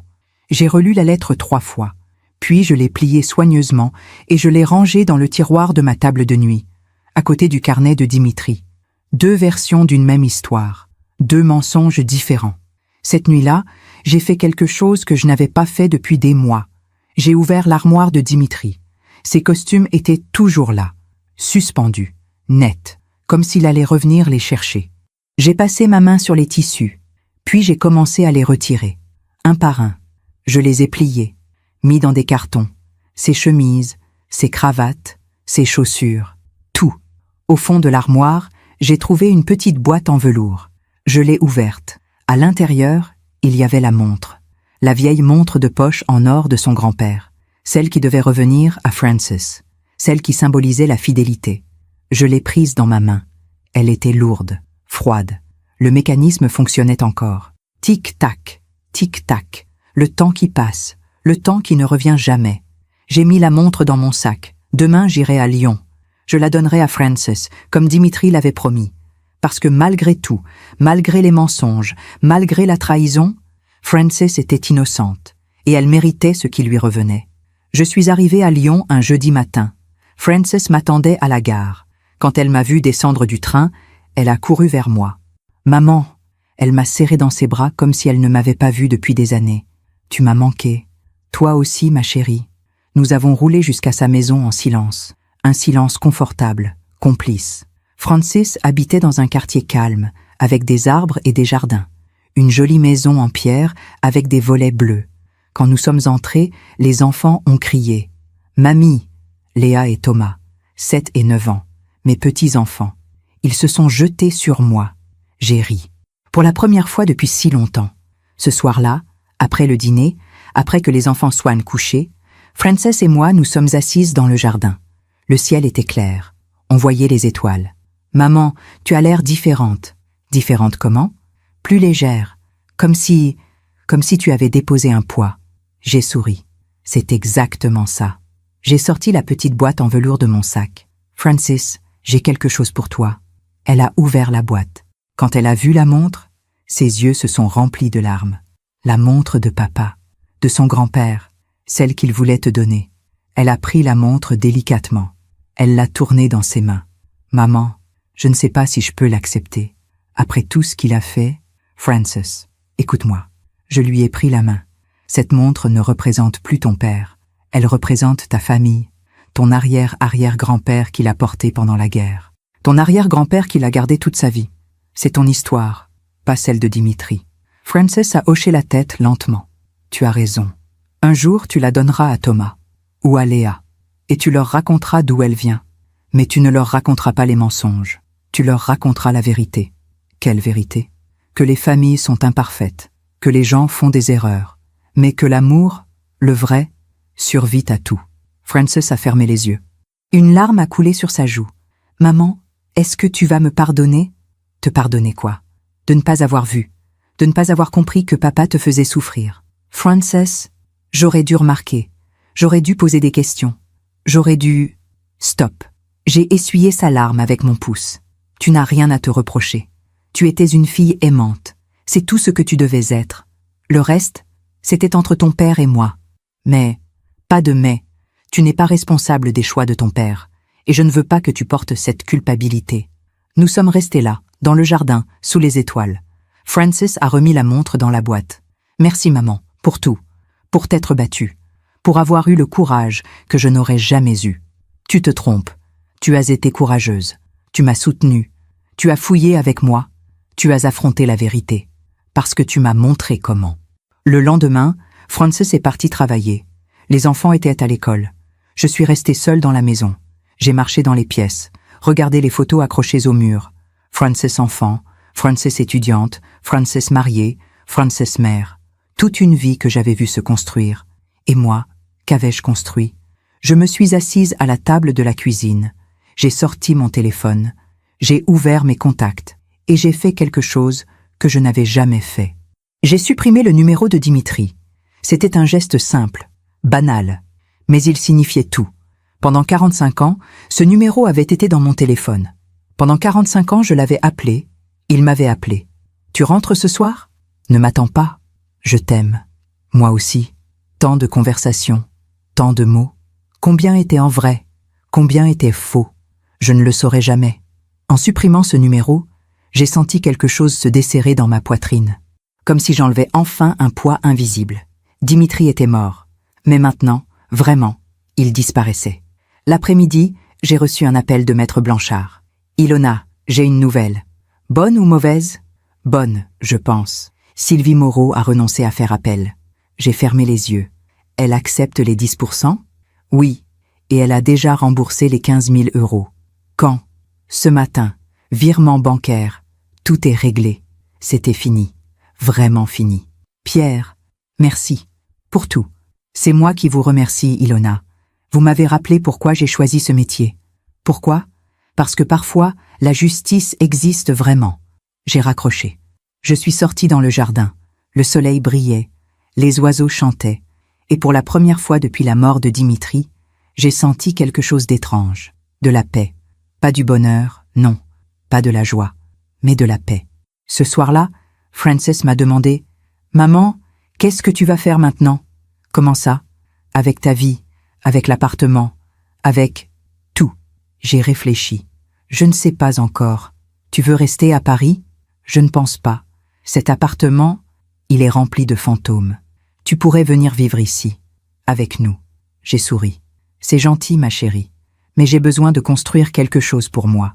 Pas pour Dimitri. Pas pour toi. Pour moi. Gay, qu'est-ce que tu veux dire?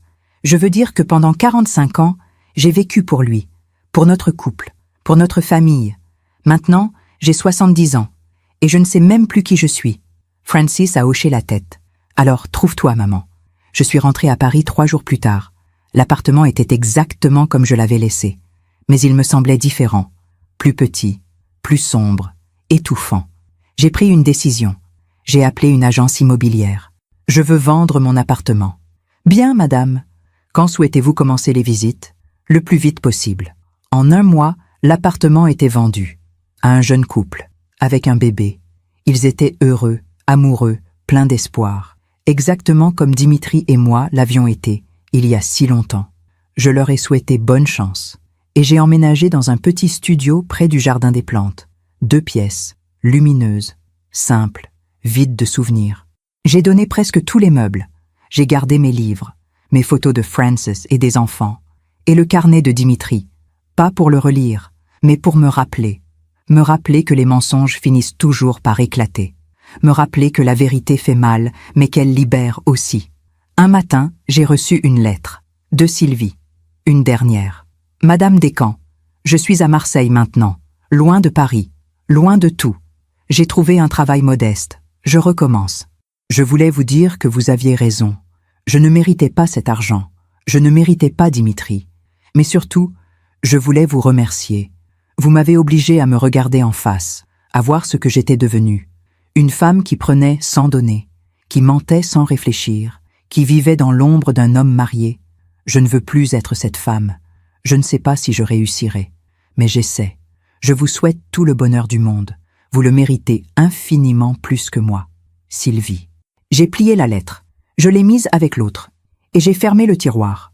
Ce soir-là, je me suis assise près de la fenêtre de mon nouveau studio. Dehors, Paris vivait, indifférent, magnifique. J'ai pensé à Dimitri, à Sylvie, à Francis, à moi. Et j'ai compris quelque chose. Le pardon n'est pas pour les autres. Il est pour soi. Je ne pardonnerai jamais à Dimitri ce qu'il a fait. Mais je me pardonne à moi-même de ne pas avoir vu, de ne pas avoir agi, d'avoir choisi le confort du mensonge plutôt que la douleur de la vérité. Maintenant, je suis seule, vraiment seule. Mais pour la première fois de ma vie, je suis libre. Je me demande encore si j'ai fait le bon choix. Et vous? Qu'auriez-vous fait à ma place? 6 mois ont passé. 6 mois depuis le jugement. 6 mois depuis la vente de l'appartement. 6 mois depuis que j'avais commencé cette nouvelle vie. Je m'étais inscrite à un club de lecture près du jardin des plantes. J'avais recommencé à enseigner, bénévolement, dans une association qui aide les adultes à apprendre à lire. Je marchais tous les matins dans le jardin. Je prenais mon café dans le même petit bistrot. Je lisais, je respirais, je vivais, simplement, sans Dimitri, sans fantôme. Un mardi après-midi, j'ai reçu un appel, un numéro inconnu. Madame Descamps? Une voix d'homme, formelle, professionnelle. Oui, ici Maître Durand, avocat à Marseille. Je vous appelle au sujet de mademoiselle Sylvie Moreau. Mon cœur s'est arrêté une seconde. Que se passe-t-il? Mademoiselle Moreau a été hospitalisée il y a 3 semaines. Elle a fait une dépression sévère. J'ai fermé les yeux. Elle va bien? Physiquement, oui. Mentalement, c'est plus compliqué. Il a marqué une pause. Elle m'a demandé de vous contacter. Elle voulait que vous sachiez quelque chose. Quoi? Que tout s'est effondré pour elle. Son travail, sa santé, ses économies. Elle a tout perdu. Après avoir raccroché, je suis restée assise longtemps. Sylvie avait tout perdu. Je devrais me sentir vengée, non? Satisfaite, victorieuse. Mais je ne ressentais rien de tout cela. Juste de la tristesse. Une tristesse immense pour 2 vies gâchées. La sienne et celle que j'avais crue mienne. 3 jours plus tard, j'ai reçu un message. De Frances. « Maman, il faut que je te raconte quelque chose d'étrange. » Elle m'a appelée dans la soirée. « Quoi, ma chérie? Tu te souviens de Monsieur Renaud, le patron de papa? Bien sûr, celui qui a témoigné contre moi. Oui? Eh bien, j'ai appris qu'il avait été licencié. Licencié? Pourquoi? Détournement de fonds. Apparemment, il utilisait l'argent de l'entreprise pour ses dépenses personnelles depuis des années. Une enquête interne a tout révélé. Monsieur Renaud, l'homme qui m'avait appelé après la mort de Dimitri, l'homme qui m'avait amené dans ce bureau, l'homme qui avait témoigné en faveur de Sylvie. Il avait tout perdu aussi. « Frances, tu crois au karma ?» Elle a ri doucement. « Je ne sais pas, maman. Mais parfois, on dirait bien que la vie a sa propre justice. » Quelques semaines plus tard, je lisais Le Figaro dans mon bistrot habituel.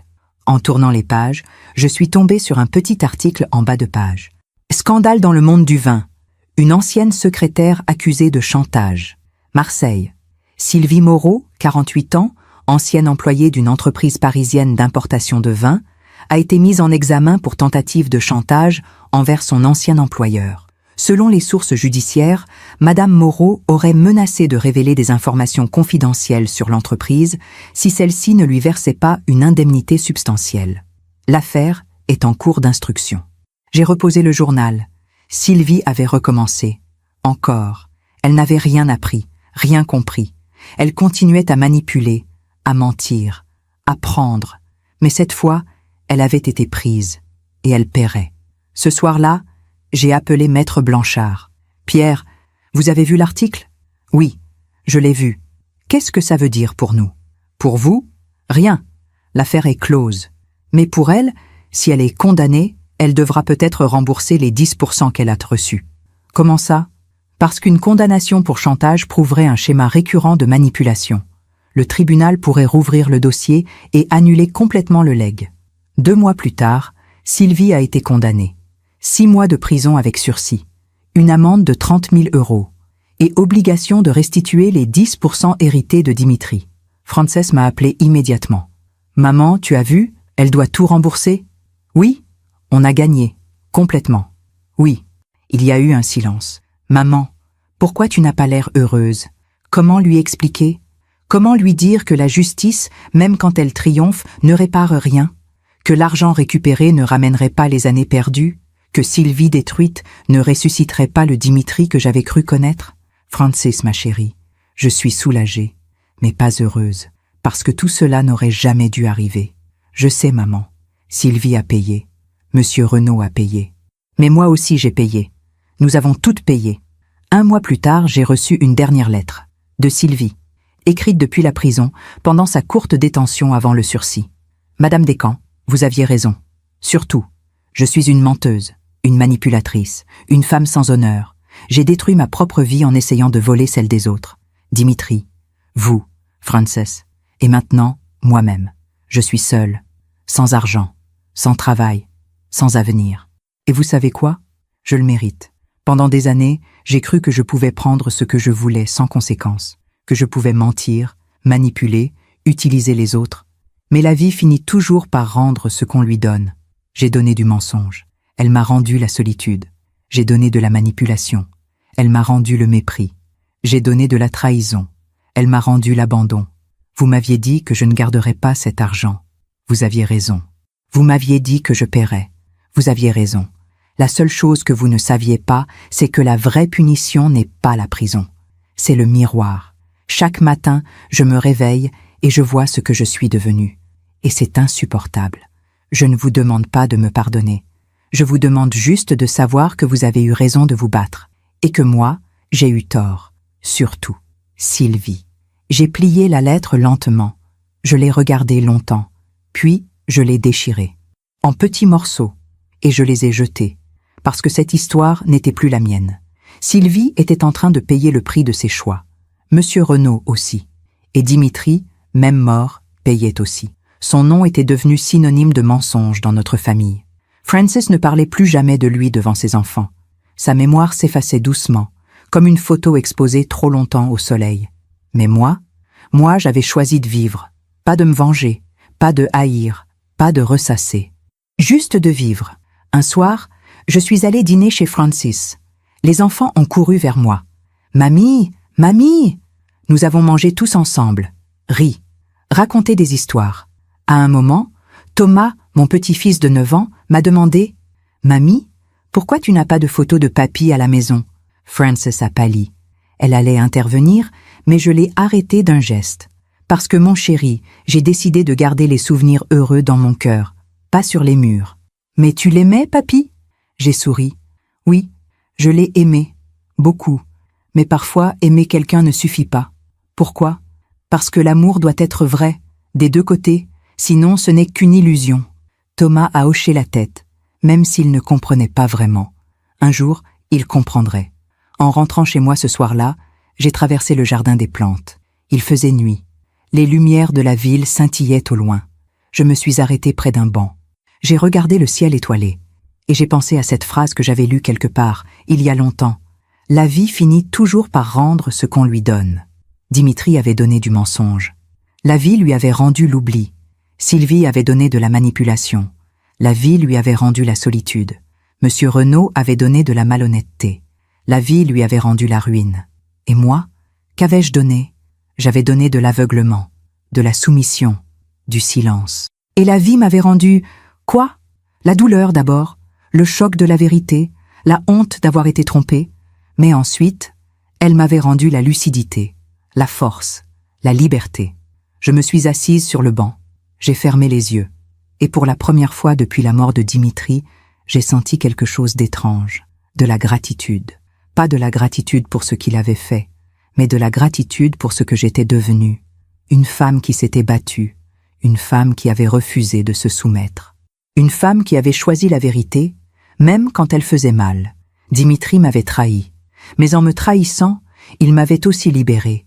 De lui, de nos mensonges, de cette vie que je n'avais jamais vraiment choisie. La justice karmique n'est pas une vengeance divine. C'est juste la vie qui fait son travail. Chacun récolte ce qu'il sème. Dimitri a semé le mensonge. Il a récolté l'oubli. Sylvie a semé la manipulation. Elle a récolté la ruine. Et moi, j'avais semé le courage. Je récoltais la paix. Pendant que je raconte tout cela, je me demande d'où vous m'écoutez. Écrivez le nom de votre ville en commentaire. 1 an a passé depuis le jugement. 1 an depuis que j'ai quitté cet appartement plein de fantômes. 1 an depuis que j'ai commencé à vivre pour moi. Aujourd'hui, j'ai 71 ans. Je vis seul dans mon petit studio près du jardin des plantes. J'enseigne 3 fois par semaine dans l'association d'alphabétisation. Je fais partie d'un club de lecture où nous discutons Proust, Duras, Ernaud. Je marche tous les matins. Je prends mon café au même bistrot. Je lis sur un banc sous les arbres. Ma vie est simple, calme, paisible. Et pour la première fois depuis 45 ans, elle m'appartient. Frances vient me voir 1 fois par mois. Parfois, elle amène les enfants. Nous nous promenons, nous parlons, nous rions. Nous ne parlons jamais de Dimitri. Pas parce que c'est interdit, mais parce qu'il n'a plus d'importance.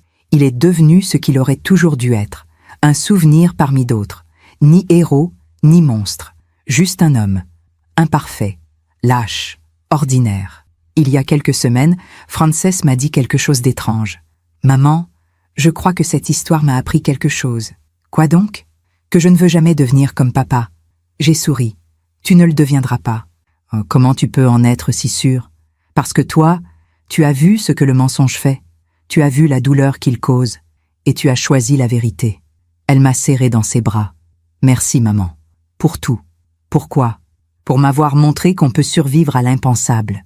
Et même en ressortir plus forte. Ce matin, je me suis réveillée avec une pensée étrange. Et si tout cela avait un sens ? Et si cette douleur, cette trahison, cette bataille, et si tout cela avait été nécessaire, pas parce que je le méritais, mais parce que j'en avais besoin, besoin de me réveiller, besoin de voir la vérité, besoin de comprendre que j'avais passé 45 ans à vivre la vie de quelqu'un d'autre.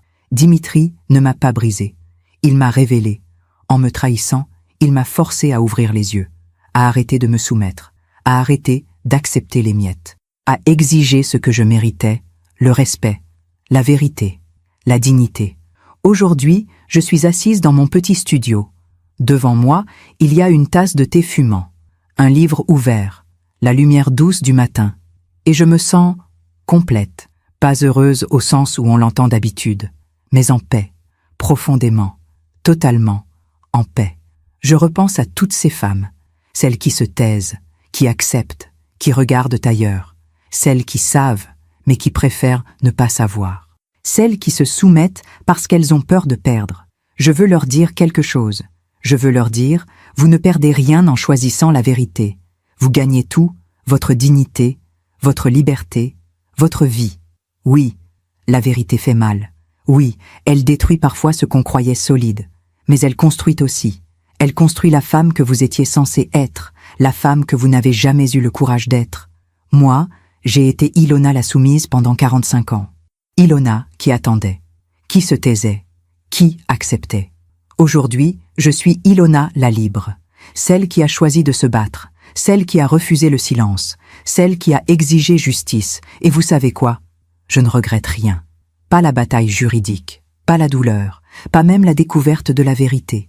Parce que tout cela m'a mené ici, à cette vie simple, calme, paisible, à cette liberté que je n'aurais jamais connue si Dimitri n'était pas mort, si je n'avais pas ouvert cette enveloppe, si je n'avais pas vu ce testament. Parfois, les pires moments de notre vie sont aussi les plus libérateurs. Il y a quelques jours, j'ai croisé une femme dans le métro. Elle pleurait, discrètement, en regardant son téléphone. Je me suis assise à côté d'elle. « Ça va aller, vous savez ?» Elle m'a regardée, surprise. « Pardon? Ce que vous vivez, ça va aller. Vous ne savez même pas ce qui m'arrive. Non, mais je sais que vous êtes en train de pleurer dans le métro. Et que vous essayez de le cacher. Ça veut dire que vous avez mal, mais que vous êtes encore debout. » Elle a souri à travers ses larmes. « C'est mon mari. Il m'a trompée. Pendant des années. Je viens de le découvrir. Mon cœur s'est serré. Je sais ce que vous ressentez. Vraiment? Oui, mon mari aussi. 8 ans de liaison, je l'ai découvert après sa mort. Elle m'a regardé, les yeux écarquillés. Et vous avez survécu? Oui, et vous aussi, vous survivrez. Nous avons parlé jusqu'à ce qu'elle descende à sa station. Avant de partir, elle m'a dit « Merci, vous m'avez donné de l'espoir. » Non, vous aviez déjà cet espoir en vous, je vous ai juste rappelé qu'il était là. Ce soir-là, en rentrant chez moi, j'ai compris quelque chose. Mon histoire n'était pas juste la mienne, c'était celle de milliers de femmes, celles qui se font trahir, manipuler, oublier, et qui choisissent quand même de se relever. Si mon histoire aide ne serait-ce qu'une femme à ouvrir les yeux, si elle aide ne serait-ce qu'une femme à refuser le mensonge, si elle aide ne serait-ce qu'une femme à choisir sa dignité plutôt que son confort, alors tout cela aura eu un sens. Je regarde par la fenêtre. Paris brille sous le soleil de fin d'après-midi. Les gens marchent, courent, vivent. Et moi aussi, je vis. Enfin, vraiment. Dimitri est mort depuis 1 an et demi maintenant. Sylvie a disparu. Je ne sais pas où elle est. Je ne veux pas le savoir. Monsieur Renaud a été condamné. Il a tout perdu. Frances a hérité de ce qui lui revenait. Elle est heureuse. Et moi, j'ai hérité de quelque chose de bien plus précieux que l'argent. J'ai hérité de moi-même, de ma force, de ma lucidité, de ma liberté. Hier, j'ai pris la montre de poche en or, celle que j'avais donnée à Frances. Elle me l'a rendue. « Maman, je veux que tu la gardes, juste pour un moment. » Pourquoi? Parce que tu lui as donné un nouveau sens. Ce n'est plus le symbole de la fidélité mensongère de papa. C'est le symbole de ton courage. J'ai pris la montre. Je l'ai ouverte. À l'intérieur, Frances avait fait graver quelque chose. À Ilona, qui a choisi la vérité, qui a refusé le silence, qui a transformé la douleur en sagesse. J'ai pleuré. Pas de tristesse, mais de gratitude.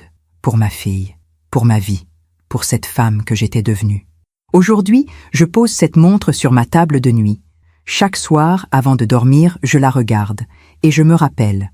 Je me rappelle que le temps passe, que rien n'est éternel, que les mensonges finissent par éclater. Mais je me rappelle aussi que la vérité, même douloureuse, est toujours libératrice. Si vous m'écoutez aujourd'hui, si vous vivez quelque chose de similaire, si vous savez, au fond de vous, qu'on vous ment, si vous sentez qu'on vous trahit, qu'on vous manipule, qu'on vous oublie, n'ayez pas peur.